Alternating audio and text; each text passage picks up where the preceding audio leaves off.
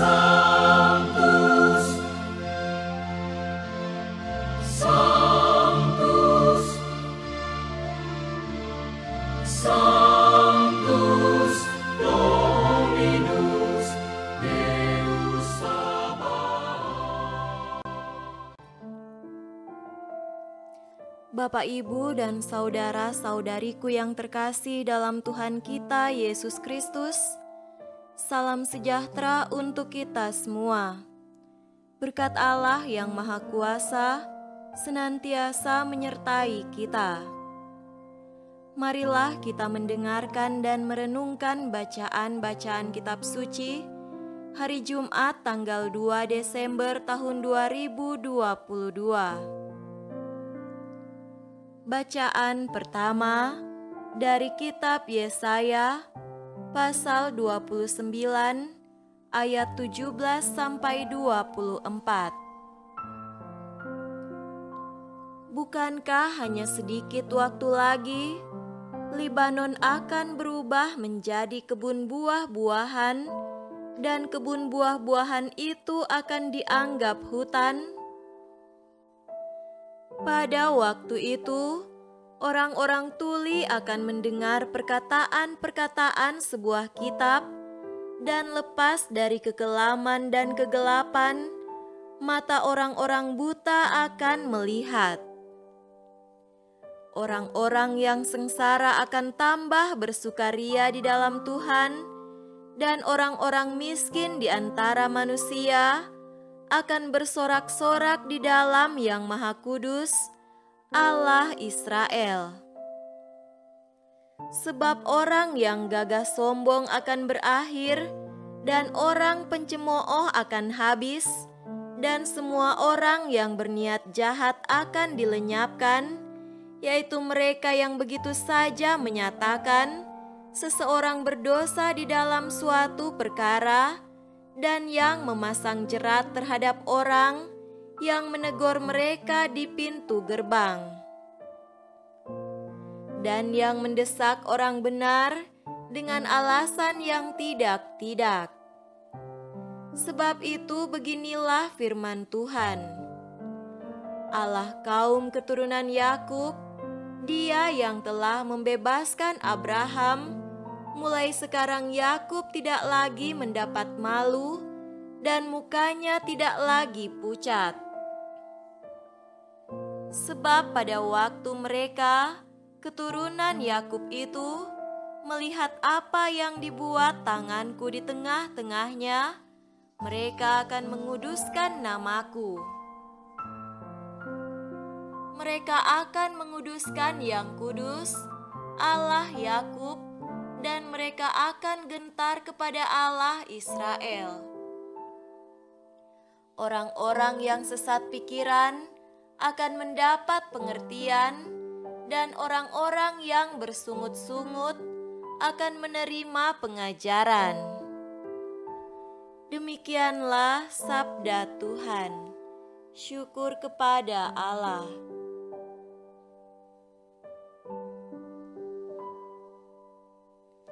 Semoga Tuhan beserta kita sekarang dan selama-lamanya.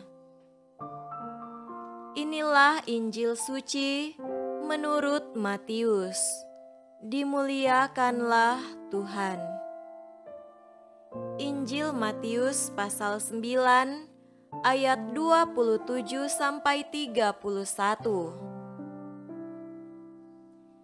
Ketika Yesus meneruskan perjalanannya dari sana, 2 orang buta mengikutinya sambil berseru-seru dan berkata, "Kasihanilah kami, hai anak Daud." Setelah Yesus masuk ke dalam sebuah rumah, datanglah kedua orang buta itu kepadanya, dan Yesus berkata kepada mereka, "Percayakah kamu bahwa aku dapat melakukannya?" Mereka menjawab, "Ya Tuhan, kami percaya." Lalu Yesus menjamah mata mereka sambil berkata, "Jadilah kepadamu menurut imanmu. Maka meleklah mata mereka. Dan Yesus pun dengan tegas berpesan kepada mereka, katanya, "Jagalah supaya jangan seorang pun mengetahui hal ini." Tetapi mereka keluar dan memasyurkan Dia ke seluruh daerah itu. Demikianlah sabda Tuhan. Terpujilah Kristus.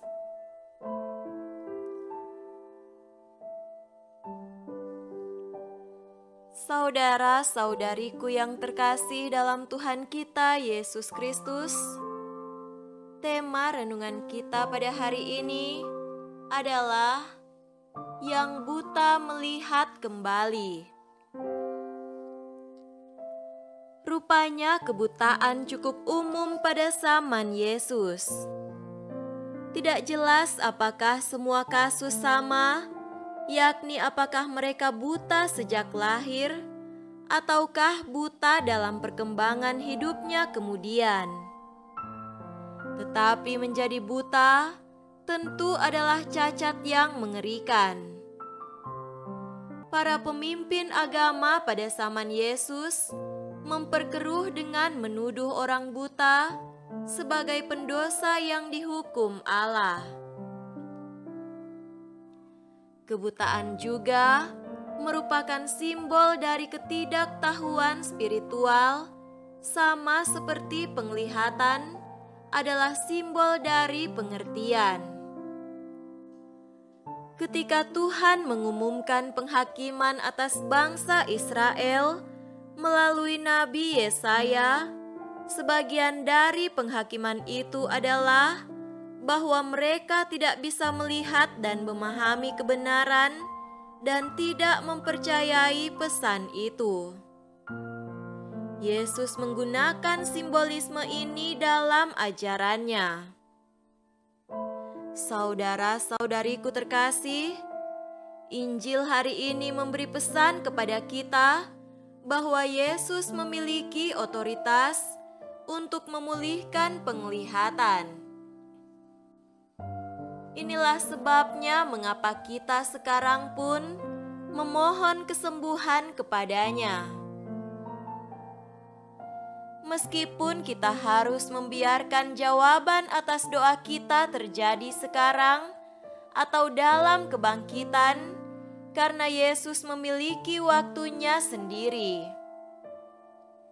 Namun di balik kesembuhan orang buta tersebut, terdapat makna yang lebih dalam, yakni kesembuhan jiwa. Yesus lebih peduli dengan kebutaan rohani di Israel daripada kebutaan fisik.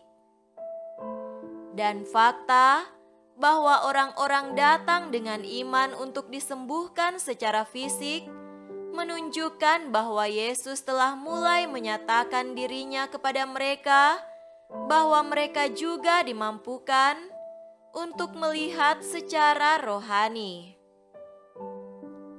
Pesan kedua dari perikop itu adalah bahwa iman diperlukan untuk memperoleh penglihatan, baik secara jasmani maupun rohani.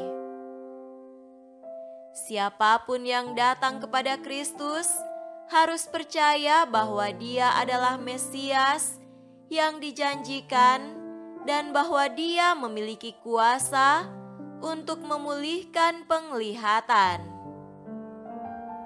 Milikilah iman dan percayalah kepada kuasa Yesus yang menyembuhkan. Semoga demikian. Amin.